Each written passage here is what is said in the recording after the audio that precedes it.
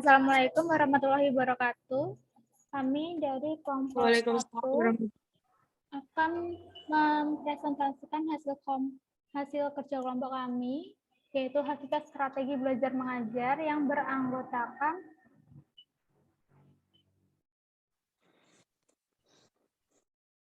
rekan saya Nika Kartika Sari dengan nomor NIM 200210610601 dan saya sendiri Muhayyina Ashafa Najwa dengan nomor NIM 200210606020.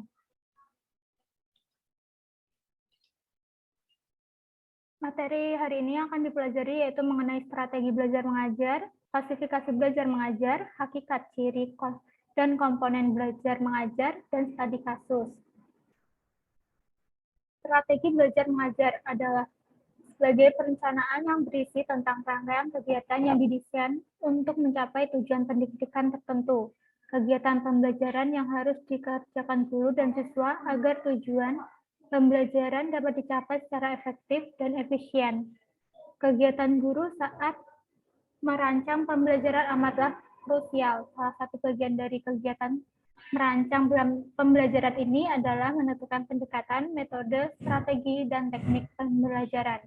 Ada pula jenis-jenis strategi belajar mengajar sebagai berikut.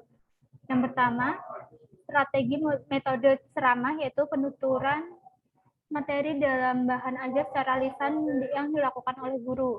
Kedua, ada strategi metode demonstrasi, yaitu jenis pembelajaran yang menyajikan materi pelajaran kepada siswa yang digabungkan dengan penjelasan. Ketiga, ada strategi metode diskusi, yaitu menggunakan metode diskusi dengan menghadapkan siswa pada suatu masalah untuk menemukan solusi yang tepat. Keempat, ada strategi metode simulasi, yaitu menghadirkan situasi tiruan agar setiap siswa dapat lebih mudah memahami konsep dan juga materi yang disampaikan.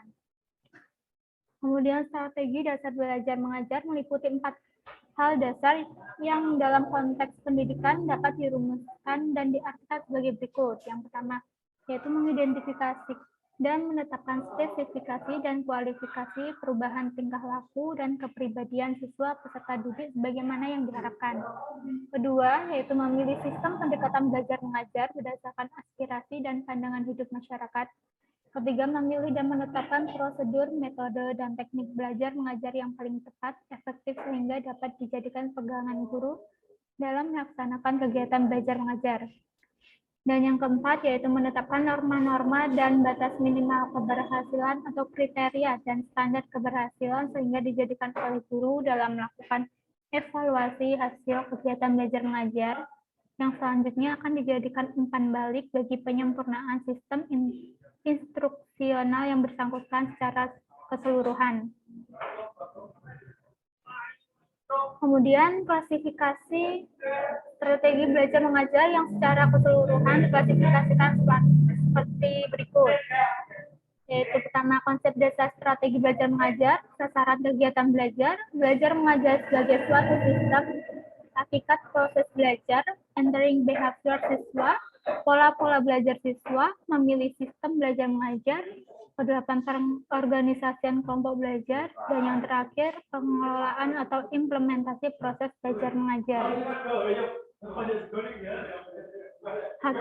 Hakikat strategi pembelajaran adalah siasat atau taktik tertulis yang disusun oleh guru sebelum melaksanakan pembelajaran. Strategi ini harus tertuang dalam rencana pembelajaran untuk satu kali pertemuan. Dalam pembelajaran, indikator perencanaan yang matang oleh guru harus melibatkan bagaimana karakter siswa, ketersediaan sarana dan prasarana, lingkungan sosial dan budaya setempat.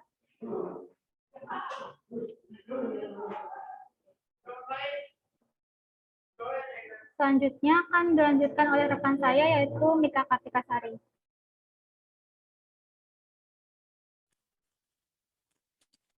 Selanjutnya ada ciri-ciri belajar pembelajaran. Di sini ada 8 ciri-ciri. Yang pertama, ada tujuan.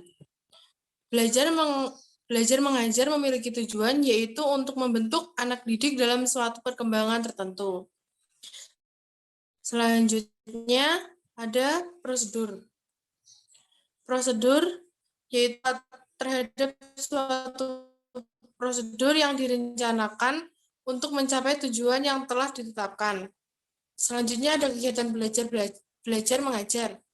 Kegiatan belajar mengajar ini ditandai dengan satu penggarapan materi yang penggarapan dengan adanya aktivitas anak didik. Yang kelima, dalam kegiatan belajar mengajar, guru berperan sebagai pembimbing. Yang keenam, dalam kegiatan belajar mengajar membutuhkan kedisiplinan. Yang ketujuh, adanya batas waktunya. Yang kedelapan, adanya evaluasi pada tahap akhir. Selanjutnya ada komponen belajar mengajar. Yang pertama, tujuan. Tujuan dalam pendidikan dan pengajaran adalah suatu cita-cita yang bernilai normatif. Dengan kata lain, dengan tujuan terdapat sejumlah nilai yang harus ditanamkan kepada anak didik. Yang selanjutnya ada bahan pembelajaran. Bahan adalah salah satu sumber belajar bagi anak didik.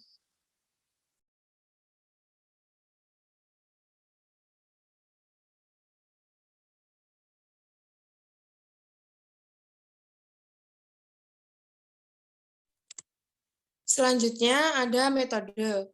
Metode adalah suatu cara yang digunakan untuk mencapai tujuan yang telah ditetapkan. Yang keempat ada alat. Alat adalah segala sesuatu yang dapat digunakan dalam rangka mencapai tujuan pembelajaran yang berfungsi sebagai perlengkapan, sebagai alat bantu mempermudah usaha mencari tujuan, dan alat sebagai tujuan.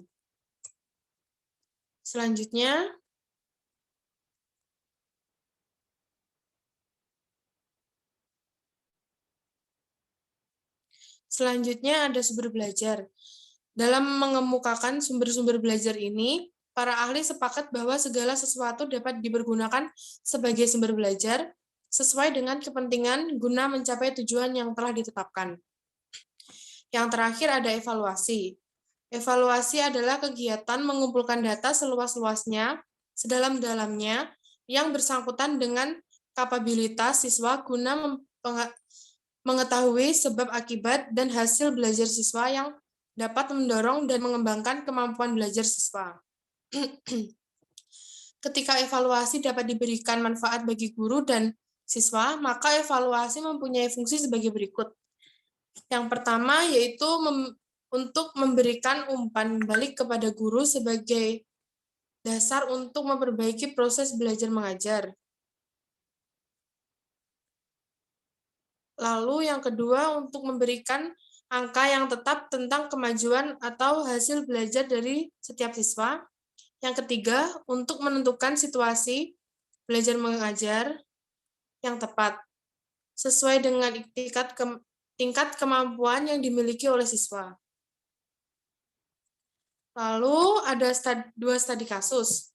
Yang pertama, mengapa sekolah dengan sarana prasarana yang kurang memadai akan menghambat perkembangan jalannya kegiatan belajar mengajar, baik bagi guru maupun untuk siswanya. Lalu studi kasus yang kedua, kurikulum yang berlaku saat ini adalah kurikulum K13 dengan metode pembelajaran berbasis proyek, masalah, dan penemuan. Namun, mengapa implementasi yang banyak dilakukan sekolah masih mengacu pada metode pelajaran kurikulum KTSP? Di sini ada pemaparan penyelesaian studi kasusnya. Yang pertama, tadi kan tentang manajemen prasarana sekolah yang kurang memadai. Yaitu dalam penjelasannya, manajemen sarana prasarana yang kurang baik dapat memicu keterbatasan sarana prasarana di sekolah. Hal ini sangat berpengaruh pada proses pembelajaran yang berlangsung di sekolah, seperti pada contoh itu sekolah-sekolah di desa terpencil kesulitan dalam mencukupi sarana prasarana.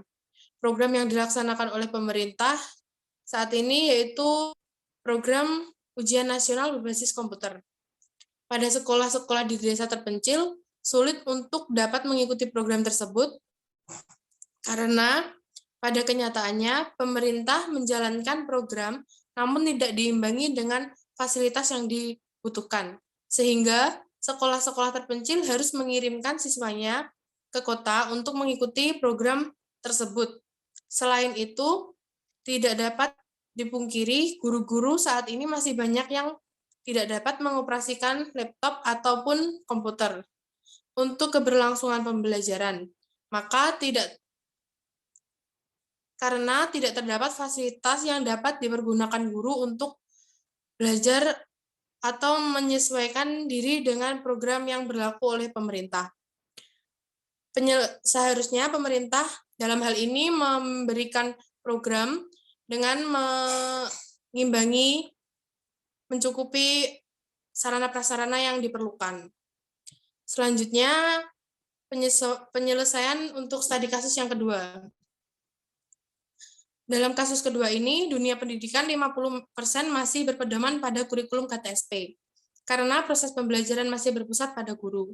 Metode pembelajaran di kelas masih menggunakan metode ceramah, sedangkan pada kurikulum K13, metode pembelajaran yang digunakan jauh berbeda dengan metode pembelajaran yang masih banyak digunakan. Dengan metode ceramah, akan kesulitan untuk membentuk karakter dan pola pikir siswa, karena siswa cenderung hanya memperhatikan tetapi tidak mengimplementasikan dengan baik. Secara tidak langsung, hal ini tidak membentuk karakter siswa untuk dapat berpikir kritis. Siswa cenderung hanya mengikuti apa yang dikatakan oleh guru dan tidak terjalin komunikasi atau diskusi yang memberikan kesempatan siswa untuk menyampaikan usulannya. Untuk mengubah hal ini, guru harus lebih aktif dan kreatif untuk membuat suasana kelas menjadi menyenangkan atau aktif, dan mengimplementasikan metode pembelajaran kurikulum K13 agar dapat berjalan dengan baik dan sesuai dengan semestinya.